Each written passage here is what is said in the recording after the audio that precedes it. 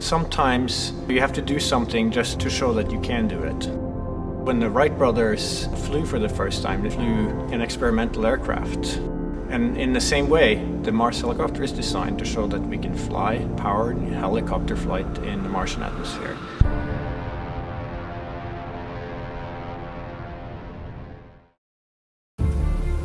From day one, this was the unwavering dream of our team, to get our helicopter launched to Mars so that we can get that opportunity to do the very first rotorcraft flight test in the actual environment of Mars.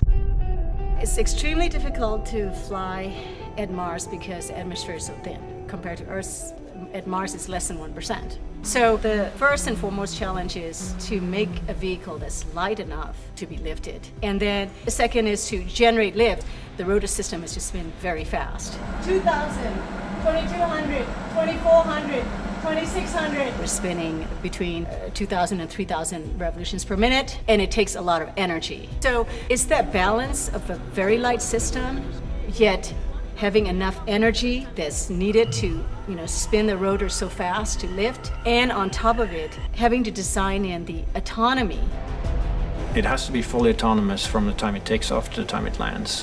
What we do on the ground is we plan the flights, and so we determine from here where we want the helicopter to go.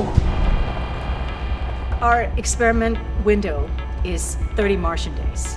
So we have planned up to 5 flights of incremental difficulty. Very first flight, the main thing is we want to get the legs off the ground, and so we will basically go up about 3 meters and we'll hover there and then we'll come down again, and that will be the first really major milestone. Most of our flights will be at the 3 to 5 meter height. We will be going horizontally again at a few meters per second, probably go out 50, 70 meters and come back. In successive flights, we'll probably push that further, try to go further. So our priority will be to get back engineering telemetry and not so much images, but I'm sure we'll return a few, because they'll always look cool. At this point, we've tested all we can on Earth. We have mathematical models that shows how it'll fly at Mars, and we've tested it in the simulated environment that we can create on Earth. It really is time now to do the real flight tests at Mars. Nothing is a given, but we have done everything we can in terms of a test program here on Earth. The vehicle's performing extremely well so far. It's been doing exactly the right thing, even right now when it's bolted onto the Perseverance rover. So there's a very good chance that we'll pull it off, yes.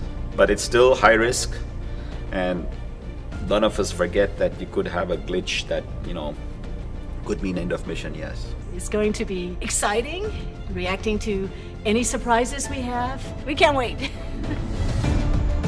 What's really most important is everything we're learning here is for the future rotorcraft systems that we want to introduce into space exploration.